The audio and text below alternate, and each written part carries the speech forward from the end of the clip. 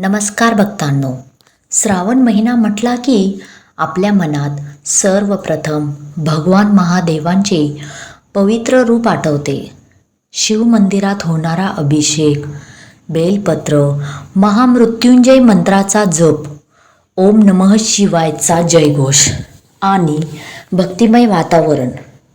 पण यंदाचा दिवस भक्तांसाठी आणखी विशेष आहे, कारण श्रावणातील पहिला सोमवार आणि नागपंचमी एकाच दिवशी आले आहेत. म्हणूनच आजचा दिवस भगवान शिवाची भक्ती आणि नागदेवतेचे पूजन या दोन्हीसाठी विशेष मानला जातो. आजच्या या व्हिडिओमध्ये आपण जाणून घेणार आहोत श्रावणातील पहिला सोमवार कधी आहे आणि नागपंचमी कधी आहे. दोन्ही एकाच दिवशी आल्यामुळे त्याचे विशेष काय आहे, भगवान शिव आणि नागदेवतेचा संबंध काय आहे, या दिवशी पूजा कशी करावी, उपवास कसा करावा, शिवलिंगावर काय अर्पण करावे, नागदेवतेची पूजा कशी करावी, कोणते मंत्र म्हणावेत आणि या दिवशी कोणत्या चुका टाळाव्यात. चला तर मग बघूया. श्रावणातील पहिला सोमवार. भक्तांनो, महाराष्ट्राच्या अमांत पंचांगानुसार 2026मध्ये श्रावण महिना 13 ऑगस्टपासून सुरू होतो. त्यामुळे 17 ऑगस्ट 2026 सोमवार हा महाराष्ट्रातील श्रावण महिन्यातील पहिला सोमवार आहे. सोमवार हा भगवान शिवाला समर्पित दिवस मानला जातो आणि श्रावणातील सोमवारला तर विशेष धार्मिक महत्त्व आहे. या दिवशी अनेक भक्त उपवास करतात. काही भक्त शिव मंदिरात जाऊन दर्शन घेतात. काही जण शिवलिंगावर जलाभिषेक करतात. काही भक्त रुद्राभिषेक करतात, तर काही जण दिवसभर ओम नमः शिवायचा जप करतात. आता पाहूया याच दिवशी नागपंचमी. आता या दिवसाची दुसरी विशेष गोष्ट म्हणजे 17 ऑगस्ट 2026 रोजी नागपंचमी देखील आहे. नागपंचमी ही श्रावण शुक्ल पंचमीला साजरी केली जाते. नागदेवतेचे पूजन, स्मरण आणि प्रार्थना करायची परंपरा या दिवशी आहे. म्हणून एका बाजूला भगवान शिवाचा सोमवार आणि दुसऱ्या बाजूला नागपंचमी आणि भगवान शिवाच्या गळ्यात नाग विराजमान असल्यामुळे या दोन्ही परंपरांचा सुंदर संबंध आपल्याला पाहायला मिळतो. महादेवाच्या गळ्यात नाग का असतो? भक्तांनो, भगवान शिवाच्या गळ्यामध्ये नाग का असतो हा प्रश्न अनेकांना पडतो. धार्मिक प्रतीकांच्या दृष्टीने नाग हा शक्ती, निर्भयता आणि नियंत्रणाचे प्रतीक मानला जातो. महादेवांच्या गळ्यात नाग असणे आपल्याला एक सुंदर संदेश देते. भीतीवर विजय मिळवा. आपल्या मनातील क्रोध, अहंकार आणि नकारात्मक विचारांवर नियंत्रण ठेवा. महादेवांचे स्वरूप आपल्याला सांगते की परिस्थिती कितीही कठीण असली तरी मन शांत आणि स्थिर ठेवावे. म्हणूनच नागपंचमीच्या दिवशी महादेव आणि नागदेवतेचे स्मरण विशेष भक्तिभावाने केले जाते. आता पाहूया श्रावण सोमवारची पूजा. विशेष दिवशी महादेवाची पूजा कशी करायची? सकाळी लवकर उठून स्नान करा, स्वच्छ कपडे परिधान करा, देवघर स्वच्छ करा. सर्वप्रथम गणपतीचे स्मरण करा. त्यानंतर भगवान शिवाचे ध्यान करा. शिवलिंगावर स्वच्छ पाणी अर्पण करा.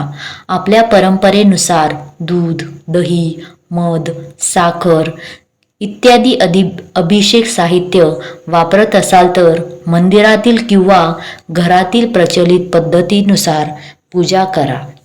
त्यानंतर बेलपत्र अर्पण करा, फुले अर्पण करा, धूप आणि दीप दाखवावा, नैवेद्य दाखवा आणि मनापासून म्हणा ओम नमः शिवाय.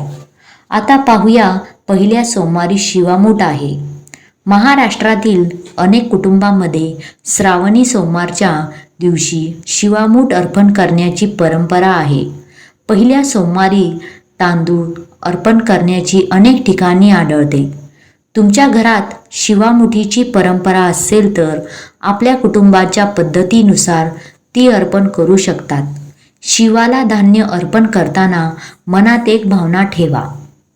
हे महादेवा, माझ्या घरात अन्नाची कमतरता पडू नये आणि सर्वांच्या घरात सुख समृद्धी राहू दे.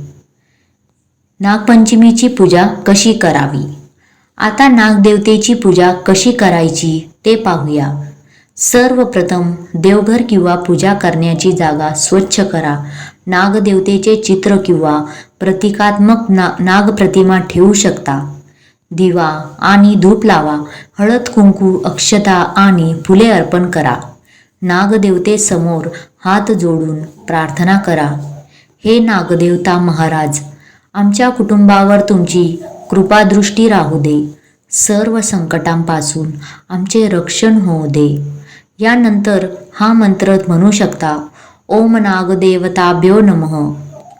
ओम नागदेवताभ्यो नमः. दोन्ही पूजा एकत्र कशी करावी ते पाहूया. भक्तांनो, कारण यंदा सोमवार आणि नागपंचमी एकाच दिवशी असल्यामुळे पूजा करताना दोन्हीचे स्मरण तुम्ही करू शकता. सकाळी प्रथम गणपतीचे पूजन करून घ्या. नंतर भगवान शिवाची पूजा करा. शिवलिंगावर जल अर्पण करा. बेलपत्र अर्पण करा. ओम नमः शिवाय मंत्राचा जप करा. त्यानंतर नागदेवतेचे चित्र किंवा प्रतिकात्मक स्वरूपात पूजन करा.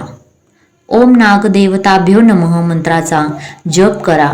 शेवटी भगवान शिव आणि नागदेवतेची आरती करून सर्वांच्या सुखासाठी प्रार्थना करा. अशा प्रकारे दोन्ही धार्मिक परंपरा श्रद्धेने पाळता येतील. आता पाहूया नागपंचमीची कथा. नागपंचमीशी संबंधित अनेक लोककथा आणि धार्मिक कथा प्रचलित आहेत. त्यापैकी एका प्रसिद्ध लोककथेनुसार एक शेतकरी शेतामध्ये नांगरणी करत असताना त्याच्या नकळत नागाच्या पिल्लांना इजा होत्या. नागिनीला हे कळते आणि ती दुःखी होते. नंतर शेतकऱ्याच्या घरातील एका मुलीने नागदेवतेची पूजा करून क्षमा मागितली. तिच्या भक्तीने नागदेवता प्रसन्न झाल्याची कथा सांगितली जाते. या कथेमागील सर्वात मोठा संदेश म्हणजे कोणत्याही जीवाला विनाकारण त्रास देऊ नका. निसर्गातील प्रत्येक जीवाचा आदर करा. हीच नागपंचमीची सुंदर शिकवण आहे. नागपंचमी आणि निसर्ग. श्रावण हा पावसाळ्याचा महिना. पावसामुळे जमिनीमध्ये पाणी साचते. अनेक सर्प आपल्या बिळातून बाहेर येतात. त्यामुळे नागपंचमी ही निसर्गाशी जोडलेली परंपरा देखील आहे. आपल्या पूर्वजांनी सण उत्सवाच्या माध्यमातून निसर्गातील जीवनसृष्टीबद्दल आदर निर्माण केला. म्हणूनच नागपंचमीच्या दिवशी सर्पांचे संरक्षण करण्याचा संकल्प देखील महत्त्वाची गोष्ट आहे. जिवंत सापाला दूध पाजावे का? भक्तांनो, एक महत्त्वाची सूचना. नागपंचमीच्या दिवशी काही ठिकाणी सापाला दूध पाजण्याची प्रथा दिसते, पण जिवंत सापाला प्रत्यक्ष दूध पाजणे टाळावे. सापाला पकडणे, त्याच्याजवळ गर्दी करणे किंवा फोटो काढण्यासाठी त्याला त्रास देणेही टाळावे. नागदेवतेची पूजा प्रतिकात्मक पद्धतीने करा.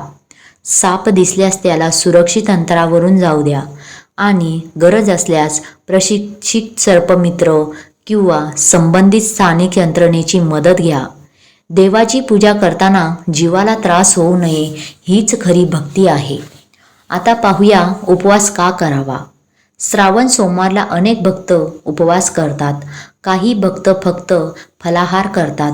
काही जण एक वेळ सात्विक भोजन करतात. काही भक्त संपूर्ण दिवस उपवास करतात. ही गोष्ट प्रत्येकाच्या श्रद्धा आणि आरोग्यानुसार ठरवावी. आरोग्याची अडचण असल्यास उपवास करण्याची गरज नाही. सात्विक आहार घेऊन महादेवाचे नामस्मरण केले तरी भक्ती करता येते. कारण देवाला शरीराचा त्रास नको, मनाची शुद्धता हवी असते. या दिवशी काय करावे? या दिवशी विशेष भगवान शिवाचे दर्शन घ्या, शिवलिंगावर जल अर्पण करा, बेलपत्र अर्पण करा, ओम नमः शिवाय मंत्राचा जप करा, नागदेवतेचे स्मरण करा, नागदेवतेचे प्रतिकात्मक पूजन करा, आपल्या घराच्या परंपरेनुसार उपवास करा, निसर्गाचे संरक्षण करण्याचा संकल्प करा, गरजू व्यक्तीला आपल्या क्षमतेनुसार मदत करा. या दिवशी काय टाळावे? जिवंत साप पकडू नका, त्याला त्रास देऊ नका, धोकादायक पद्धतीने त्याच्या जवळ जाऊ नका, सापाला दूध जबरदस्तीने पाजू नका, अंधश्रद्धेमुळे स्वतःच्या किंवा इतरांच्या जीवाला धोका निर्माण करू नका आणि सर्वात महत्त्वाचे म्हणजे देवाच्या नावाने कोणत्याही जीवाला इजा करू नका. या दिवशी कोणते मंत्र म्हणायचे? भगवान शिवासाठी ओम नमः शिवाय महामृत्युंजय मंत्राचेही श्रद्धेने पठण तुम्ही करू शकता.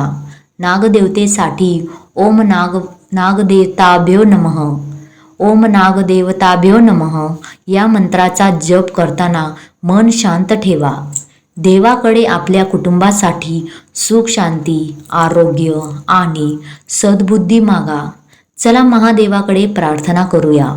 हे भोलेनाथ, श्रावणातील या पवित्र सोमवारी आम्ही तुमच्या चरणी नतमस्तक होतो. आमच्या घरावर तुमची कृपा राहू दे. आमच्या कुटुंबातील सर्व संकटे दूर होऊ दे. आमच्या मनातील भीती दूर होऊ दे. आमच्या घरामध्ये प्रेम, शांती आणि समाधान राहू दे. आमच्या हातून कोणाचेही वाईट होऊ नये.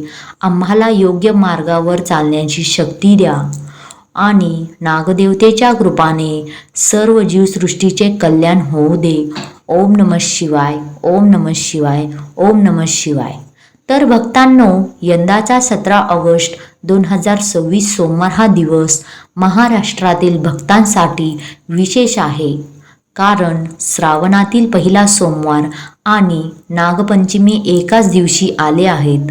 एका बाजूला महादेवाची भक्ती, दुसऱ्या बाजूला नागदेवतेचे पूजन आणि दोघांना जोडणारा एक सुंदर संदेश. भक्ती करा, निसर्गाचा आदर करा आणि प्रत्येक जीवावर प्रेम करा. जर तुम्ही भगवान महादेवाचे भक्त असाल तर कमेंटमध्ये लिहा हर हर महादेव आणि नागदेवतेवर श्रद्धा असेल तर नागदेवता महाराज की जय. हा व्हिडिओ आवडला असेल तर लाईक करा, आपल्या भक्त परिवारामध्ये शेअर करा आणि चॅनलला सबस्क्राईब करून बेल आयकॉन नक्की दाबा. पुन्हा भेटूया आपण अशाच एक सुंदर भक्तिमय व्हिडिओमध्ये.